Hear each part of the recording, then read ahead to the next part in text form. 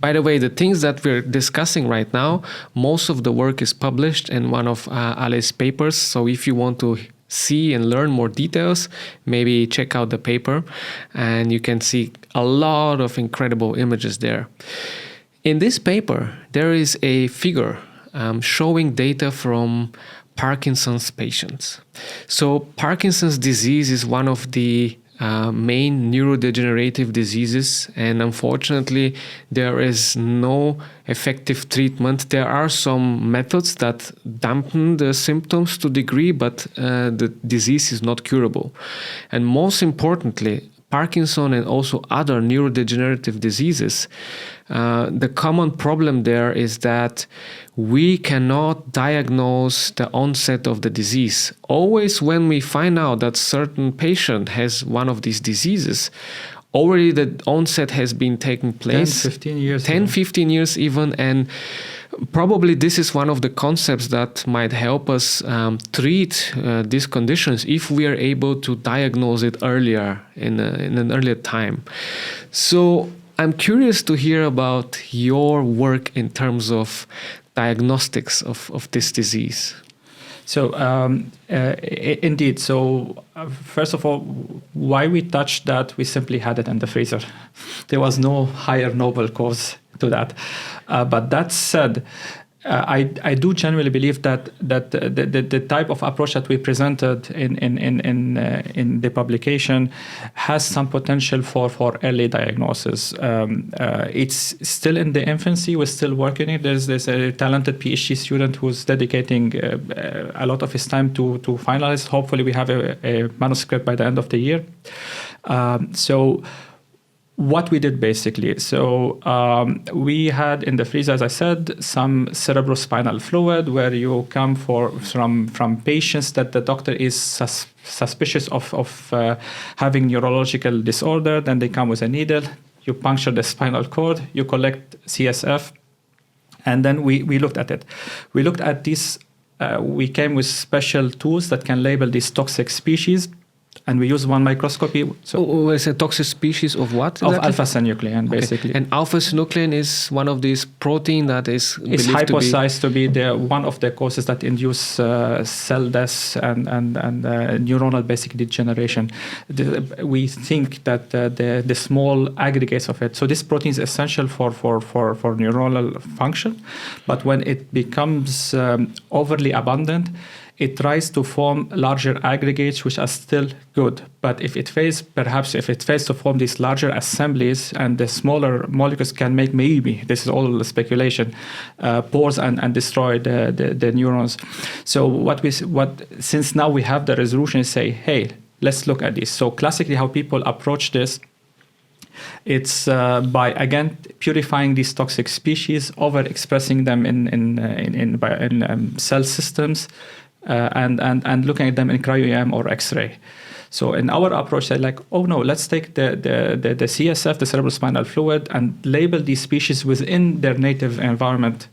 And since we don't need to average a lot of hundreds or millions of molecules, we can look at individual molecules. This is what we basically did. We imaged individual species, and then we did see that there is higher concentration of the smaller species compared to the larger assemblies in Parkinson's patient, which could be, we call it now the alpha-synuclein oligomer score.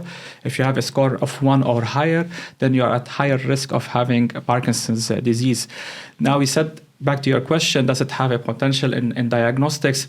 Sadly, not really, because here in the EU, for instance, I cannot just come say like, hey, you're my friend, I want to puncture your spinal cord and take the CSF and you don't have any neurological symptoms. I can go to jail, even if it's like something mutual between us. This is on the contrary, for instance, in the United States, you can have side agreements where you pay the patient money or like say, oh, I want you to look at this. And then this is legally okay. So meaning, because why? Because I risk paralyzing you. This is irreversible, right? So if you're healthy, and I may have Parkinson's, I have family history, I'm not very inclined into puncturing myself and risking other side effects, right? So we're currently working on validating this approach on readily easier, accessible patient specimens, and the data is quite encouraging. This is what we hope to put at the end of the year, and this actually might be a good tool for early diagnostic, because we think we have good medications, good drugs for that. But when you finally get diagnosed with Parkinson's disease, as you nicely said, the onset is way before, like most of your motor neurons are gone, and the damage is there. So you only slow down the disease progression, but you're not really solving it. But if you have easier diagnostic tools with our approach, and hopefully when we put it online, let's see it's working, it's valid, then you can do these regular screenings. And then, okay, I may have a risk of developing Parkinson's disease, so I take the medication earlier. We're not there yet, but this is what we hope to achieve. So, very, very interesting. So, cerebrospinal fluid, then this can be some other body fluid that you can extract, and then or skin, yes, and observe. And do you know the samples that you had?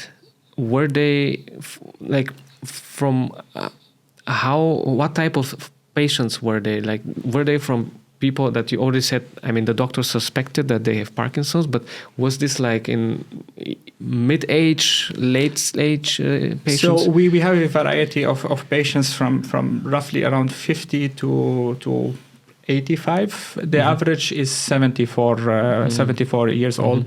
Yes, indeed, this would be in the more older patients, because that's when you start having this very strong symptoms. Then you will be diagnosed by a physician that you have Parkinson's disease.